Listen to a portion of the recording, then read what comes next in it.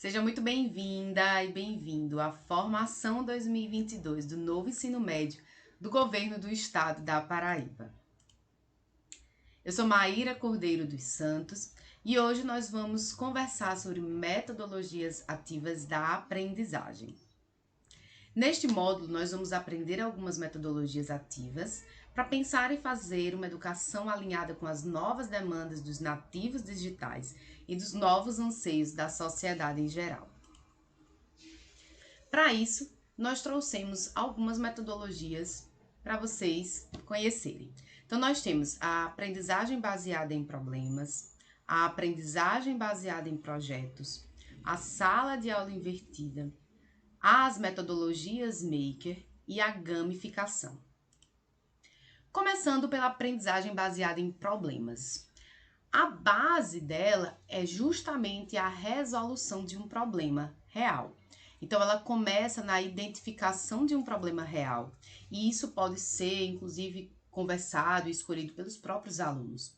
Pode ser um problema real da comunidade, pode ser um problema real do país, pode ser um problema real que eles vivenciam na vida deles e que de alguma forma se articule ao seu conhecimento, aos seus conteúdos. Então, já coloquei até aqui, né, as etapas da execução do problema. Então, a identificação do problema.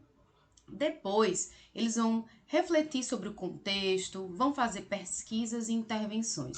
Essa metodologia ela é muito interessante porque ativa esse conhecimento investigativo do aluno, que vai ser importante não só para o ensino superior, como para a vida inteira dele. E à medida que ele está refletindo sobre o contexto, fazendo as pesquisas e as intervenções, ele também vai acionando conhecimentos, habilidades, reflexões e ações. É uma forma que o aluno tem, a partir dessa metodologia, de aprender o conteúdo na prática real. Então, para resolver aquele problema, o aluno precisa de um determinado conhecimento. Ele vai desenvolver, vai aprender aquele conhecimento com a intenção de quê? De resolver o problema real. E a partir daí, construir uma solução para o problema. Então, a aprendizagem baseada em problemas basicamente tem essa função de resolver um problema real e a partir daí eles vão articulando conhecimentos, habilidades, reflexões, ações e competências. A aprendizagem baseada em projetos, ela é muito parecida, porque normalmente começa também com um problema real. A diferença é que ela se organiza de uma forma mais dinâmica ou de uma forma mais estruturada, a partir, de fato, de um projeto de trabalho. Isso é muito interessante porque vai ajudando o aluno a ter novos conhecimentos, essa noção mesmo de planejamento, de organização de um projeto, até mesmo de cronograma. Então, eles podem escolher um tema que pode ser um problema real ou um tema mesmo de interesse deles. Eles vão organizar os projetos e as ferramentas que eles precisarão para desenvolver esse projeto. E é a partir daí que eles vão articular os conhecimentos relacionados à sua disciplina e também as habilidades, como trabalho em equipe, habilidades de, por exemplo, de organização, habilidades de planejamento. Eles podem conhecer algumas ferramentas, eles precisarão, por exemplo, desenvolver alguma habilidade textual, algum gênero, para, inclusive, ferramentas de pesquisa e apresentação dos resultados. A partir daí, dentro desse projeto, vai existir o quê? A colaboração entre si, ou seja, os alunos eles colaboram entre si, aprendendo, inclusive, o trabalho em equipe, para a criação de soluções e depois a apresentação de resultados. Então, a aprendizagem baseada em projetos, ela é fundamental, muito interessante, para aprender aí tanto a questão de como formular um projeto, do aspecto de planejamento e organização, como também da execução e habilidades de trabalho em equipe. A sala de aula invertida, ela basicamente tem duas etapas, né? Antes da aula e durante a aula. O que é que eles fazem? Como ela é invertida, portanto, numa sala de aula tradicional, digamos assim, durante a aula o professor faz a aula, né? Dá a explicação, passa o conteúdo e em casa, né, depois da aula, ele faz os exercícios. A sala de aula invertida, ela inverte essa relação. Antes da aula, portanto, o aluno ele vai assistir às explicações gravadas pelo professor ou estudar algum material indicado. E é durante a aula que ele vai fazer o quê? Praticar. Então, esclarecer dúvidas, realizar atividades, trocar conhecimento entre o professor, mas também entre os alunos, e também verificar se ele conseguiu aprender. Nesses momentos durante a aula, então a gente tem momentos dinâmicos de troca de conhecimentos, produção ativa. Então o professor ele pode desenvolver um debate, uma atividade prática, um trabalho em equipe ou um jogo. Então antes da aula ele tem a concepção mais teórica e é durante a aula que ele vai praticar esse conhecimento, articulando o que ele sabe, o que ele aprendeu e também as dinâmicas entre os outros estudantes.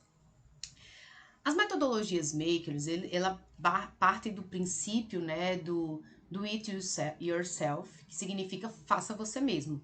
Ela valoriza principalmente o protagonismo do aluno, então trabalha muito a criatividade, a tomada de decisão e outras habilidades fundamentais para o século XXI. A ideia básica desse movimento é que os estudantes possam fazer objetos e aplicar de forma prática o que aprendem. Muitas vezes, quando a gente pensa em metodologia maker, a gente pensa numa sala maker, em impressoras 3D, em altas tecnologias, mas não é preciso. Vocês podem trabalhar a metodologia maker com materiais reciclados, com materiais reutilizáveis. Então, o princípio básico não é a tecnologia, o princípio básico é fazer, é o mão na massa. Isso é importantíssimo para que o aluno possa ter essa articulação com a prática, que ele possa experimentar. Então, o Maker, ele trabalha principalmente a aprendizagem como a experimentação.